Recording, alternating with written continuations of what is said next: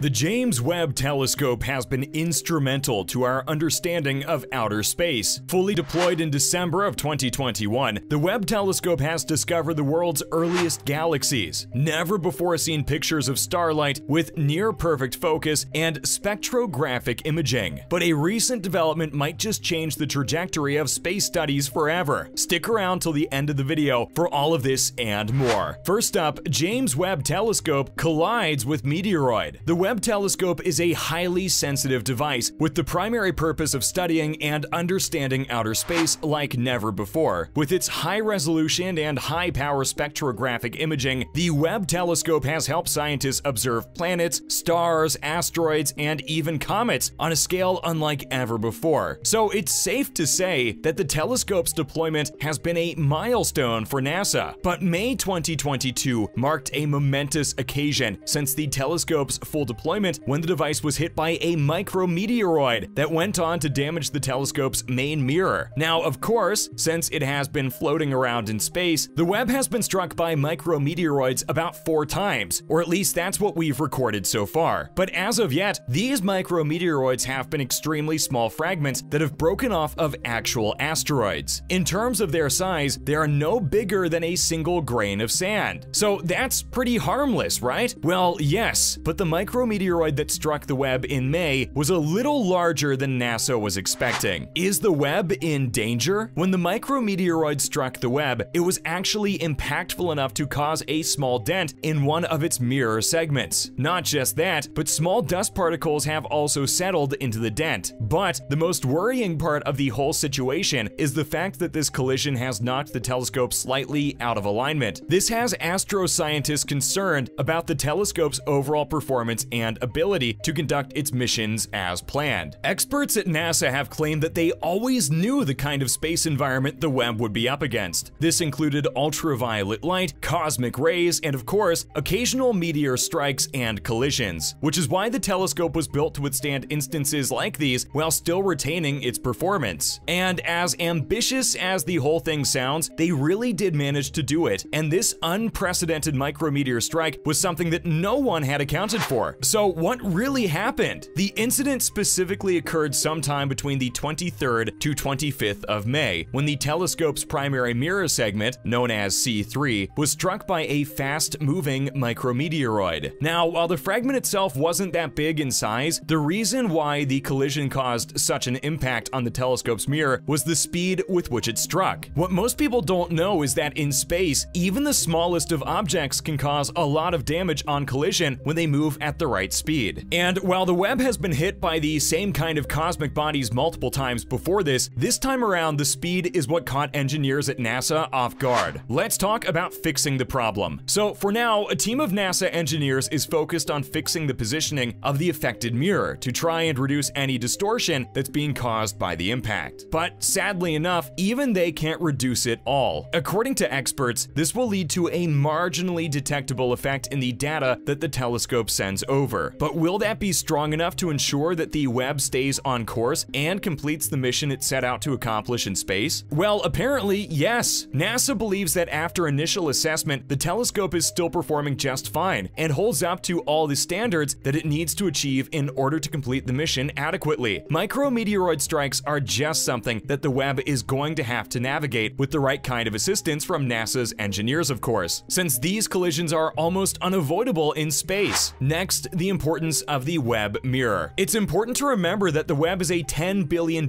space project that's designed to outlast any other telescope that has ever been set out into space, including the Hubble telescope that's responsible for scientists figuring out the age of our galaxy, along with the rate of its expansion. The Webb entered its permanent orbit in January 2022, and since then, it has been sending images of one scientific observation after the other. But to capture these images and send them down to Earth, the most crucial part of the whole contraption is its primary mirror. That's made up of 18 smaller hexagonal mirrors that are coated in pure gold. Now, this mirror is much too big to fit inside any rocket with a size of 21 feet and 4 inches. So the telescope was designed in a way that the mirror could be folded up for launch, and then the entire thing unfolded once it was in space, with every small mirror adjusting to the exactly right nanometer to make sure that the surface of the mirror was smooth. However, this also meant that the mirror was the most delicate part of the entire thing. And while it was designed to withstand small impacts, this kind of micrometeoroid strike was extremely unprecedented. So while examinations and assessments are still going on, NASA believes that it doesn't look like the activity of the telescope will be greatly affected by the whole situation, because the 18 mirrors have been almost adjusted to their original positions, which makes engineers super hopeful for the future. It's important to remember that with the Webb, NASA aims to make sure that the telescope stays in space for many years to come, without any hiccups, and it seems like they're pretty good to go with how they managed the recent micrometeoroid strike. Now, a suitable design. The reason why the Webb is going to be able to stay in space for years, even outlasting the Hubble telescope, is the fact that it's designed to work this way. While the mirrors of the telescope are prone to being impacted by certain events occurring in outer space, they are guarded by special reflectors and a specialized sun shield that helps them deflect infrared damage by keeping their temperature stable and cold. This design is largely the reason why the telescope was able to bounce back from the micrometeoroid hit. Any kind of contingencies that can occur have already been considered, and the materials of the telescope, along with its construction and different modes of operation, have been adjusted to work around them. The Webb telescope is 1,000,000 miles away from the Earth, as compared to the Hubble that's only at a distance of 340 miles. The reason for this difference is the fact that the Webb needs to be in a colder atmosphere in order for its mirrors to be able to capture infrared wavelengths of light. So to make sure that the telescope does what it has set out to do while still being shielded from all the radiation that comes with infrared light, it has been sent further out into the distance. So is Webb's mission to see back in time? Scientists say that Webb's primary mission is to help NASA see back in time. But how is that really going to happen? Will Webb be able to see back in time and give us information about how the universe has evolved and expanded throughout the years? Well, the answer is a little more complicated than just that. What Webb has actually set out to do is to discover the first ever starlight. How that's going to happen is that the telescope is specifically designed to be extremely sensitive to light. So it doesn't detect the light the same way that the human eye does, since there's a limit to the kind of wavelengths that our eyes can capture. The Webb, on the other hand, can detect longer wavelengths that are always invisible to our eyes. So it can look far into the distance of our universe, theoretically being able to pinpoint the farthest glowing objects, which might also be the earliest ones in the galaxy. In simple words, imagine this. The light from the sun takes about 8 minutes to reach us. So at any given moment, you are looking at the sun as it would have been 8 minutes ago. So let's say if the sun was to stop burning, it would take 8 minutes for the world to go dark and cold. And of course, because the sun is a star, the same is the case with any other star in the galaxy. And the further the star, the longer it takes for its lights to reach us. So light from the furthest stars in the galaxy might not have even reached us right now. And that's the light that the Webb is in search of. Finally, why not use the Hubble? Now, the reason why the Hubble can't do this is the fact that it's not light sensitive enough to reach out into the distance the same way that the Webb can. While it's true that the Hubble has made some pretty remarkable discoveries in space, its mirror is still 2.4 meters in diameter, which just doesn't compare to the Webb. With its infrared imaging, the Webb will be able to uncover the galaxy in a way that the Hubble hasn't been able to because of technical limitations. With its ability to observe near-infrared wavelengths on the electromagnetic spectrum, the Webb telescope will be able to see objects that are 10 to 100 times fainter when viewed from the Hubble, helping us uncover the universe's long-lost mysteries. That's a wrap for this video. Thanks for watching, and we'll see you in the next one.